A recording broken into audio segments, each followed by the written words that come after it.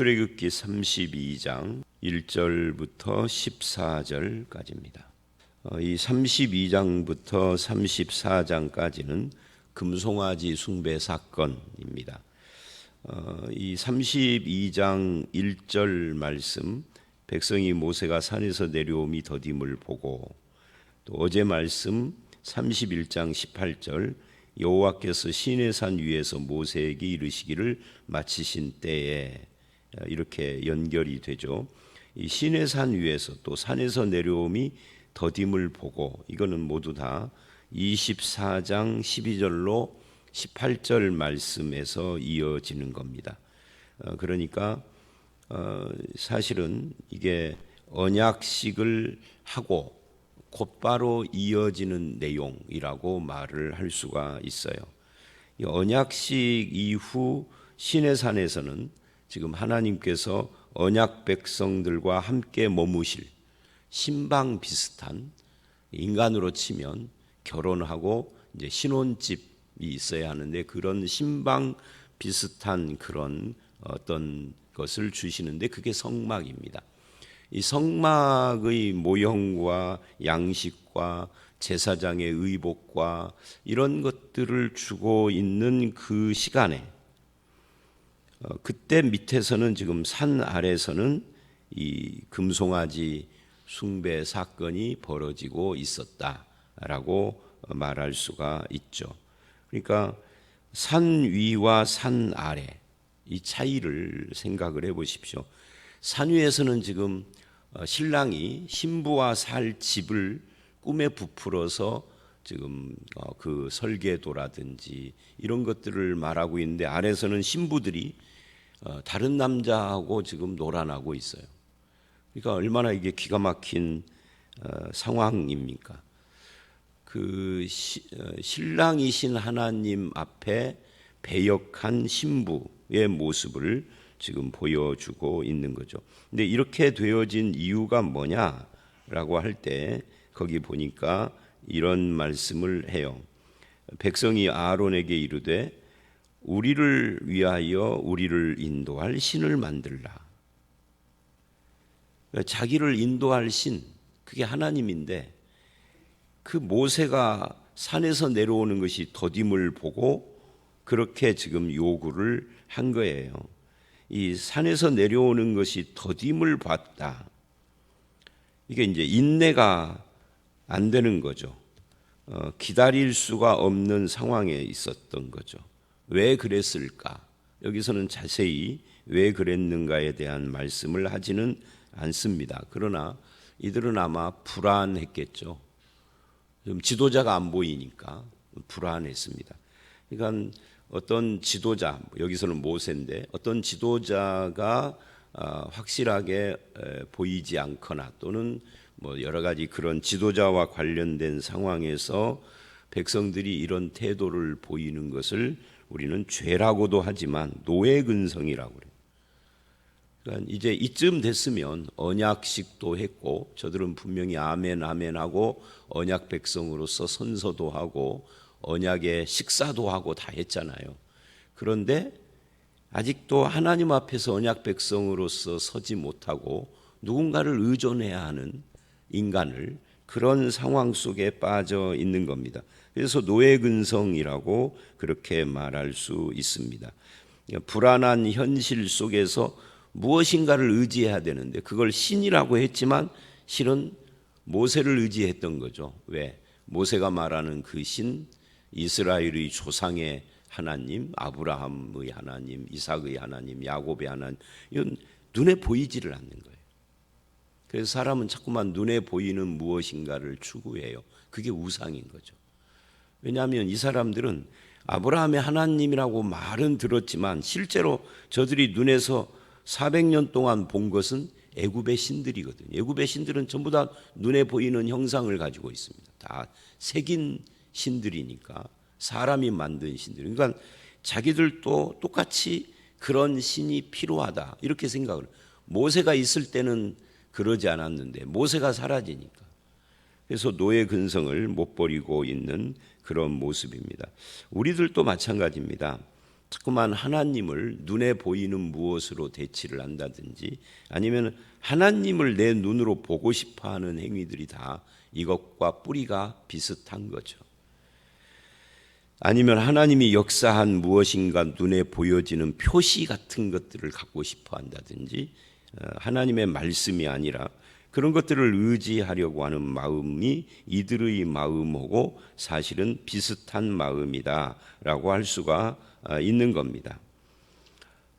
근데 이 사건 전체는 어떤 의미를 가지고 있느냐? 우리가 그냥 금송아지 숭배 사건, 줄여서 금송아지 사건 이렇게 말을 하는데 또는 우상 숭배 사건 말을 하는데 그 의미를 이야기를 하면 언약 파괴 사건인 거죠. 하나님과 언약을 했잖아요. 19장부터 24장까지. 그리고 이 본문으로 이어지는 거거든요. 산 위에서는 25장부터 31장의 말씀들이 주어지지만 이 산 아래서는 24장에서 32장으로 이어진 거예요. 그러니까 며칠 전에 결혼식 끝냈어요. 결혼식 끝내고 보름쯤 지나고 난 뒤에 지금 32장이 나온 거예요. 이제 여기서 보름쯤이라는 건 근거 없는 제 이야기예요. 표현이 예를 들어서 그래 며칠이라는 말을 안 씁니다. 40일인데 모세가 산 위에 있었던 기간이 40일 중에 한 15일쯤에 이런 사건이 일어났는지 20일쯤 일어났는지는 성경이 말하지 않아요. 왜 40일 중에 넌 내려가라 했으니까 40일째라고 해야 되지 않느냐라고도 할 수 있지만 제가 말하는 것은 모세가 내려온 것은 40일째고 이 사건 금송아지 금 모으고 우리나라도 금 모으기 해봤잖아요. 금 모으고 그것을 만들어내고 하는데 하루 이틀에 뚝딱 되는 건 아니잖아요. 그러니까 조금의 시간 차이가 있을 겁니다. 열흘이 됐던 일주일이 됐던 적어도 한 5, 6일이 됐던 어떤 차이는 있을 것입니다. 그 중요한 것은 아닌데 그러니까 언약식을 하고 불과 한 달도 안 돼서 언약을 파괴하고 바람을 핀 이 신부들 이렇게 말할 수 있죠. 그래서 언약 파괴인데 이게 34장까지 32, 3, 4 요 세 장을 전체로 놓고 보면은 파괴된 언약을 다시 갱신하는 이야기까지 다 포함되어 있는 거죠. 34장까지 가면. 그래서 언약 파괴와 언약의 갱신이라고 전체 주제를 그렇게 말할 수 있어요. 34장까지를. 근데 오늘 이 본문은 언약 파괴 사건이죠. 그게 1절로 6절까지고 7절서부터 14절은 이 타락한 백성들을 하나님께서 어떻게 하는가에 대한 이야기라고 할 수 있습니다. 이 부분 1절로 6절은 그런 의미에서 단순한 우상 숭배 사건이 아니라 언약을 옮긴 다른 신과 언약을 하는 언약 파괴의 배반 행위 이렇게 말할 수 있고 그렇습니다. 그래서 약식으로나마 19장부터 24장에 하나님과의 언약식에서 이들이 체험을 한 게 있잖아요. 하나님이라는 신과 언약식은 이런 내용으로 이런 순서로 하는구나 이런 것이 있어요. 근데 그것을 약식으로 그대로 흉내를 내요. 그게 4절서부터 6절 이야기입니다. 근데 그 이야기를 하기 전에 1절에서 지금 우리를 위하여 인도할 신을 만들라 이렇게 말을 했다는 거죠. 여기서 우리는 이 인간이 숭배하는 우상의 어리석음 중에 가장 중요한 핵심 첫 번째 것을 봐요. 그게 뭐냐면 우리를 위하여 우리를 인도할 신을 만들라예요. 이 만든다라는 말. 그래서 매일 성경의 제목이 만들어낸 하나님 그랬는데 하나님은 아니고 만들어낸 신이죠. 그러니까 우상이라는 것은 다 인간이 손으로 만들어낸 겁니다.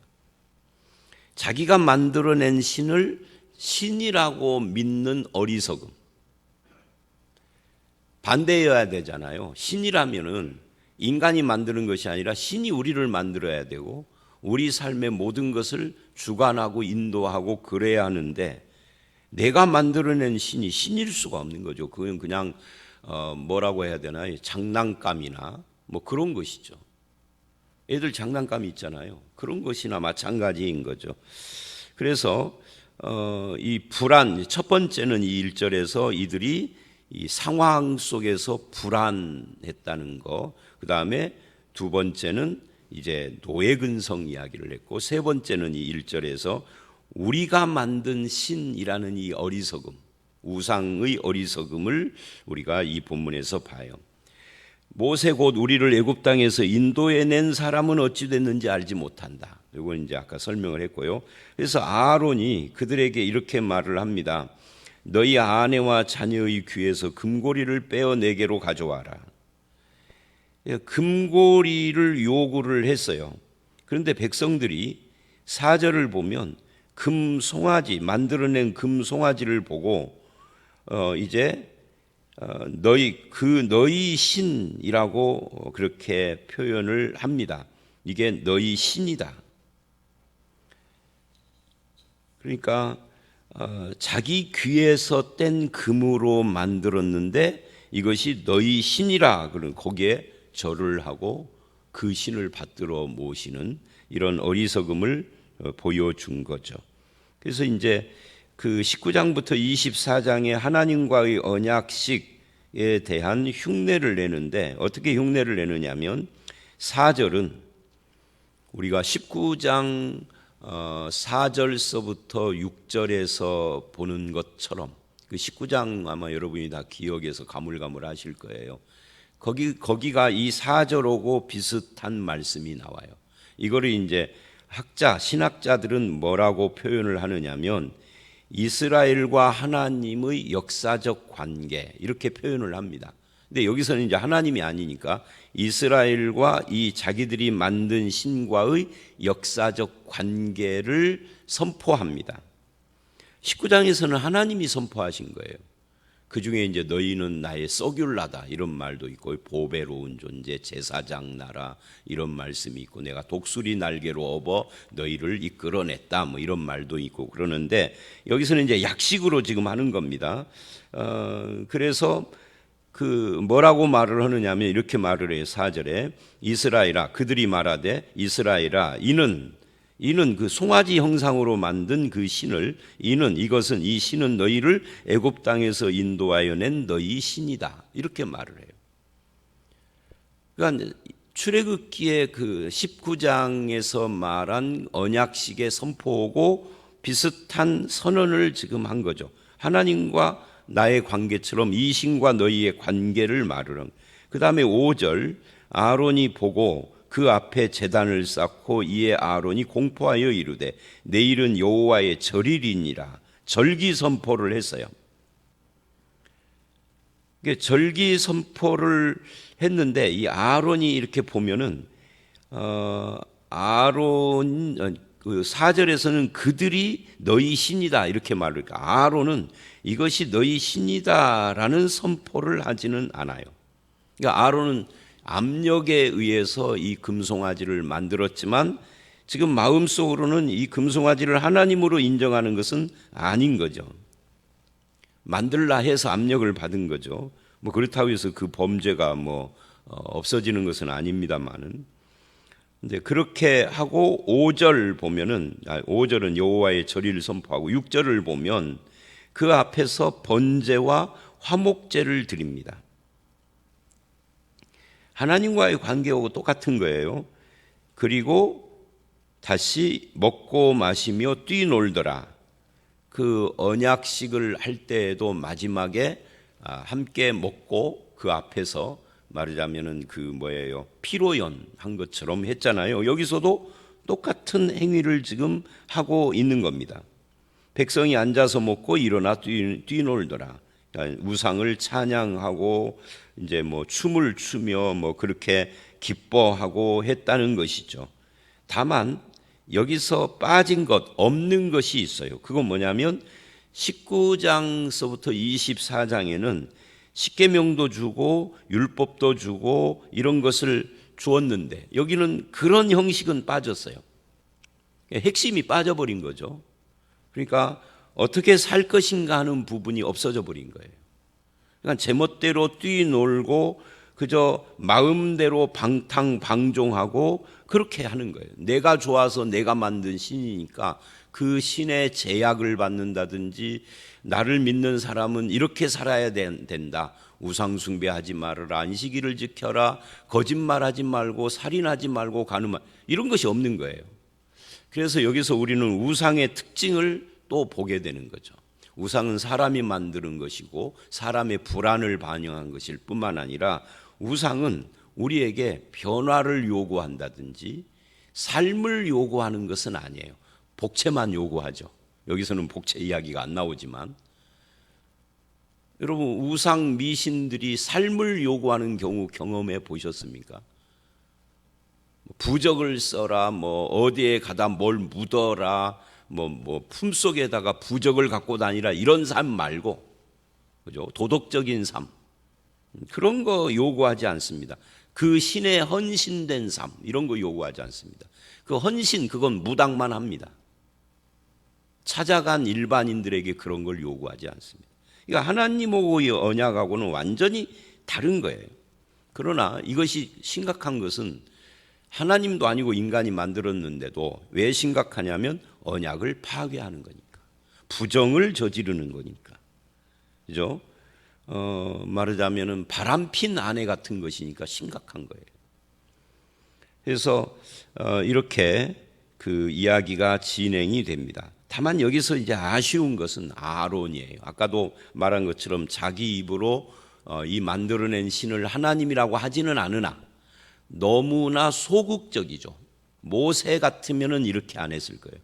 모세 같으면 사람들이 이렇게 요구도 안 했지만 만약에 이거 요구를 한다면 모세는 불벼락을 쳤을 거예요. 그죠? 이런 부분이 지도자로서의 덕목이죠. 지도자가 물에 물 탄 듯 술에 술 탄 듯 그러면은 그건 지도자감이 아닌 거예요. 저는 목사도 똑같다고 그래요. 생각을 해요. 한없이 사랑만 요구하는 교인들과 달리 하나님 앞에서 목사는 단호함이 필요한 존재입니다. 그거 안 하려면 목사 안 해야 되는 거죠.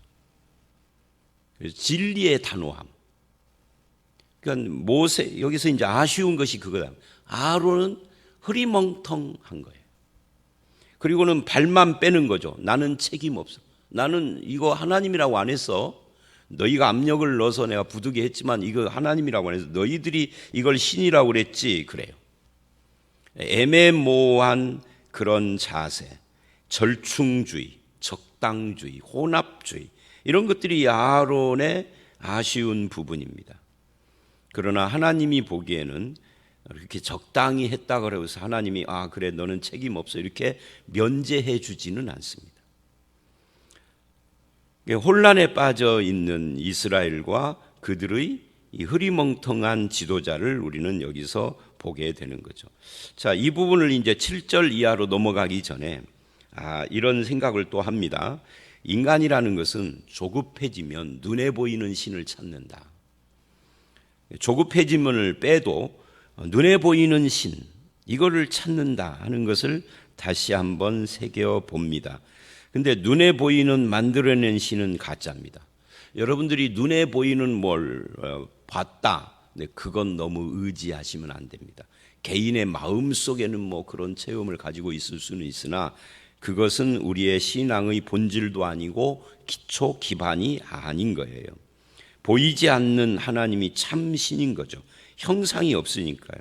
그래서 우리가 믿는 보이지 않는 영이신 하나님과 눈에 보이는 신과의 대립인데 여기서 사람들은 이왕이면 눈에 보이는 신을 만들려면 뭘로 만드는 게 좋겠어요? 돌이나 나무로 만드는 것보다 금으로 만드는 것이 좋죠. 그래서 금송아지인 겁니다. 그래서 이제 많은 사람들이 이 금송아지 우상 숭배를 이제 뭘로 이제 적용을 많이 하느냐면 이걸 돈, 물질 이런 걸로 적용을 하기도 합니다. 근데 그건 조금 좀 오바돼 간 거고요. 눈에 보이되 사람의 눈에 가장 보기 좋은 금으로 만드는. 근데 하나님은 금도 아니요, 보석도 아니요, 뭐 나무 돌멩이는 물론 아니지만 눈에 보이지 않는 분이에요. 그래서 이 차이를 우리가 확실하게 해야 할 필요가 있습니다. 지식적으로는 알고 있지만 우리의 삶 속에서 우리도 자꾸만 눈에 보이는 뭔가를 추구하려고 하는 불안이 있다는 거죠. 안 보이는 하나님에 대해서. 그래서 이제 하나님이 이 타락한 백성들을 어떻게 하시는가? 7절로 10절에 하나님의 대안이 나옵니다. 거기 여호와께서 모세에게 내려가라, 내 백성이 부패하였다 그래요. 여러분, 이 백성이 뭐가 부패했죠? 이들이 살인을 저질렀습니까? 간음을 했습니까? 도둑질을 했습니까? 부모를 때렸습니까? 뭐를 했죠? 이 부패는 딱 핵심이 하나예요. 언약을 파괴하고 바람났다 이거죠. 우상숭배. 그래서 부패했다. 깨끗한데요. 어떤 분들은 그런 말을 해요. 우상 믿는 사람도 손에 왕자 새기든지 뭐를 하든지 간에 그 삶은 깨끗하던데요. 하나님은 부패라고 그래요, 그거를. 불교 믿는 사람들도 착하던데요. 하나님은 그 부패라고 그래요. 우리 생각하고 하나님 생각이 달라요. 그죠? 저도 어렸을 때 점쟁이들을 만나본 적이 있고 맨날 어머니 손잡고 이제 어머니 교회 안 다니실 때 아주 자주 그런 건 아닌데 한두 번 정도 경험이 있어요. 근데 제가 언젠가 설교 시간에도 그 말했잖아요. 저희 어렸을 때는 주변을 보면 그 시영어머니라는 거, 그러니까 어떻게 표현하는지 지방마다 다른데 우리 지방에서는 시영어머니라고 그랬어요. 시영어머니를 삼아요. 그러니까 엑스 엄마를 삼는 거죠. 근데 그게 대부분 무당 점쟁이들이었어요. 착해. 우리 친엄마보다 더 착해. 친엄마는 때리기도 하는데 이 사람은 안 때리잖아요. 사탕만 주고. 근데 하나님은 그 부패라고 그래요. 부패는요, 도덕적이 이전에 신앙적인 거예요. 영적인 거예요. 그 영적인 부패 다음에 도덕적인 부패가 따라오는 거죠. 도덕적으로 착하다고 그래서 부패하지 않았, 이렇게 말하면 안 돼요. 그럼 부패했다 그래요. 내 백성이 부패했다. 여러분 생각을 해보세요. 여러분의 아내나 남편이 바람을 피는데 참 사람이 다시 없는 사람이에요. 착해. 법 없어도 살아. 그냥 바람만 피운 거예요. 어때요? 괜찮죠? 착하니까 바람 피웠어도. 말도 안 되는 이야기죠. 부패한 거예요. 타락한 거예요. 가장 중요한 문제입니다. 거짓말을 안 해요. 근데 우상숭배해요. 절대 남 욕을 안 해요. 미움, 살인을 안 저지요. 입살인을 안 저진다. 언어. 그런데 안식일을 안 지켜. 주일날 절대 교회는 안 와. 집에서 혼자 기도하겠대. 그 부패. 자, 8절. 그들이 내가 그들에게 명령한 길을 속히 떠나 자기를 위하여 송아지를 부어 만들고 그것을 예배하며 제물을 드리며 말하기를 이스라엘아 이는 너희를 애굽 땅에서 인도하여 낸 너희 신이라 하였노라. 그러니까 지금 하나님은요, 이스라엘 백성이 산 아래에서 무엇을 말하고 무엇을 생각하고 무엇을 행동하는지를 다 아십니다. 핵심을 찌른 거죠. 그 다음에 9절 그것을 평가합니다. 이 백성이 목이 뻣뻣한 백성이라 이러는구나. 하나님께서 10대 재앙으로 6월절로 홍해를 건너는 놀라운 사건으로 만나로 반석의 물로 그리고 아말렉을 물리침 같은 이런 엄청난 기적들로 여기까지 데려왔지만 저들은 목이 뻣뻣해 하나님을 인정을 안 해요. 그게 부패한 거예요. 그러니까 이 부패했다는 7절과 9절에 목이 뻣뻣하다는 것은 같은 이야기입니다. 이 목이 뻣뻣하다, 이 고집스럽다, 완고하다는 거잖아요. 그래서 이들이 이제 나중에 우리가 그 전에 그 출애굽기 14장을 보면은 12장인가요? 14장인가요? 거기를 보면은 이스라엘의 이런 모습을 나귀하고 연결을 시켜요. 나귀를 죽이든지 어린 양으로 대속을 하든지. 그런데 너희들도 똑같다. 너희가 죽든지 어린 양으로 대속하든지 해야 한다라고 했던 그런 것처럼 이 나귀, 목이 뻣뻣하고 고집스럽고 그러는 모습들을 지금 이야기를 한 겁니다. 목이 곧은 백성이라는 거죠. 그래서 뭐가 필요해요? 대속이 필요한 겁니다. 그러면서 하나님이 위협을 합니다. 10절, 내가 그들에게 진노하여 진멸하고 너를 큰 나라가 되게 하리라. 그러니까 모세를 통하여서 새로운 민족을 만들겠다. 네가 아브라함처럼 되리라. 아브라함의 자손으로 된 이 이스라엘을 그냥 폐지해버리겠다. 여러분, 이게 하나님의 진심일까요? 하나님의 진심이 아니에요. 우리는 항상 글을 읽을 때는 글 이면도 읽을 수 있어야 돼요. 왜 진심이 아니냐면 성경 전체를 놓고 보면은 이 말은 하나님의 진심이 아닌 거죠. 왜냐하면 이스라엘과 아브라함과 언약을 하고 할 때는 너희 자손 대대의 언약이라고 그래요. 그러니까요, 이건 지금 하나님께서 어떤 그 뜻을 가지고 이 말씀을 하는 겁니다. 나귀를 꺾듯이 그들의 목을 꺾어버리고 모세 너를 새로운 조상으로 삼겠다. 즉 심판을 선언하는 겁니다. 근데 결론부터 말을 하면 14절에 하나님이 뜻을 돌이키세, 여호와께서 뜻을 돌이키사 말씀하신 화를 백성에게 내리지 않았다. 근데 목사님, 여기 보니까 하나님도 뜻을 이랬다 저랬다 돌이키기도 하네요. 또 이것도 성경 전체적인 메시지로 비교해서 읽어야 해요. 성경 전체적인 메시지에 하나님은 뜻을 돌이키는 분이 아니에요. 영원하신 분이에요. 회전하는 그림자도 없는 분이에요. 그럼 이건 뭐냐 할 때, 여기서 뜻을 돌이키사 할 때 돌이키다가 낙함이라는 단어인데요, 이것은 마음이 편해지다라는 뜻이에요. 이건 요나서에도 나오는 말씀입니다. 그러니까 하나님의 마음이 편해졌다. 즉 하나님이 의도하신 대로 지금 되어가고 있는 거예요. 누구를 통해서? 그게 이제 11절로 13절에 모세를 통해서. 그러니까 10절의 말씀, 이 진노와 진멸의 말씀은 이 모세의 반응을 유도한 것이죠. 어떻게 뜻을 돌이키며 마음이 편해지셨는가 하면은 모세가 이렇게 말을 합니다. 하나님 여호와께 구하여 이르되, 여호와여 어찌하여 하나님이 애굽 땅에서 인도하는 목적이 백성을 멸망시키려고 한 것이다라는 그런 비난을 들으려고 하십니까? 그게 11, 12절 말씀이죠. 그러면서 뭐라고 이야기를 하느냐면 이렇게 말을 해요. 13절에 기억하소서. 뭐를 기억하라는 거예요? 맹세하여 이르기를 그 자손을 하늘의 별처럼 많게 하고 내게 허락한 이 온 땅을 너희 자손에게 주어. 이게 뭐죠? 이게 뭘 기억하라는 거죠? 아브라함과의 언약을 기억을 하는 거예요. 하늘의 별처럼 많게 하며 이 땅을 자손에게 주겠다. 이거는 바로 아브라함에게 한 언약을 이야기하는 겁니다. 창세기 12장, 창세기 15장, 17장 이런 데 나오는 말씀이죠. 그것을 기억하십시오. 그때 하나님께서 너희 자손에게 영원한 기업이라고 하지 않았습니까? 영원이라고 하셨는데, 맹세하셨는데, 그거를 바꾼다면 하나님이 욕먹습니다. 이렇게 지금 이야기를 한 거예요. 하나님이 그것에 마음이 편안해졌다. 얼음 냉수 같은 말을 들었다. 그런 이야기입니다.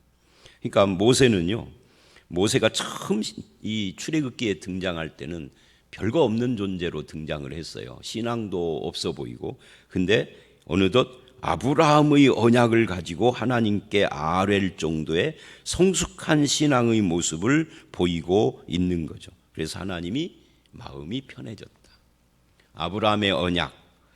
결국은 이스라엘 백성이 우상 숭배를 했는데, 바람을 피웠는데도 멸망하지 않은 것은 저들이 무엇을 해서가 아니라 모세 때문도 아니고 아브라함에게 하신 언약 때문이다. 이거는 여기서뿐만 아니라 구약 성경 전체에서 통하는 이야기예요. 하나님이 하신 언약 때문이다. 이스라엘 국가가 멸망을 해도 다시 회복하고 하는 것은 저들이 무슨 선한 일을 해서가 아닙니다. 다윗과의 언약 때문입니다. 그러니까 성경에 큰 언약이 아브라함 언약, 모세 언약, 다윗 언약 그렇잖아요. 물론 그 전에 노아 언약도 있지만 요 세 언약이 구약의 뼈대인데, 그 언약 때문이다. 결국은 사람 때문이 아닌 거죠. 자, 시간 때문에 더 길게는 말을 않겠습니다. 여기까지입니다. 오늘 이 본문 말씀은 우리에게 너는 하나님 앞에서 언약의 백성으로 어떤 삶을 사느냐 하고 묻는 것이 1절로 6절 말씀이에요. 눈에 보이지 않는 하나님으로 만족하지 못하고 우상을 만들고 만들어낸 신을 쫓아 살아가는 어리석음. 거기에는 윤리도 없고 하나님 앞에 정결, 순결도 없고 그저 자기 마음대로 먹고 마시며 뛰놀며 방탕한 삶만 있는 겁니다. 그리고 그것을 백성이 부패했다. 부패라고 말을 합니다. 부패한 하나님의 백성이 아니라 순결하고 정결하고 거룩한 하나님의 백성으로 살게 하시고 우리의 모든 삶이 구약에서는 아브라함, 모세, 다윗의 언약을 중심으로 우리에게 은혜를 베푸시는 하나님인데 신약에 오면은 새 언약, 예수 그리스도 안에서 이 모든 언약이 이루어진 그 예수 그리스도의 언약 안에 우리가 우리의 삶이 보호받고 인도받고 공급받고 있는 겁니다. 이걸 신약은 언약이라고 않고 은혜라고 하는 거죠. 그 하나님의 언약과 그 은혜, 예수 그리스도 안에 있는 그 은혜가 우리를 살리고 인도하심을 믿고 늘 영광을 하나님께 돌리며 부패한 삶에서 떠난 하나님의 정결한 백성으로 사는 저와 여러분들이 되시기를 주의 이름으로 축원합니다. 함께 기도합니다. 하나님, 사람들은 부패를 어떤 도덕적이고 윤리적인 것에서 따지지만 성경은 하나님과의 관계에서 부패의 시초를 보고 그 근원을 말씀을 하십니다. 주님, 눈에 보이지 않는 여호와 하나님, 우리의 아버지를 부정하고 인간이 만든 신 우상을 따르며 아버지 하나님 방탕한 삶을 살아가는 어리석음을 범하지 않게 하시고 늘 순결한 주의 백성으로 살게 하시며 나를 통하여서 하나님의 뜻이 이루어지는 하나님의 마음이 시원하고 편안하며 나를 바라볼 때는 늘 주님의 뜻의 열매를 맺고 살아가는 그런 존재로서 주님 앞에 살아가게 하여 주시옵소서. 오늘 이 하루도 주님과 언약한 백성으로 그 안에서 하나님께 영광 돌리며 순종하는 저희들이 되기를 원하옵고 예수님 이름으로 기도드려 싸움나이다. 아멘.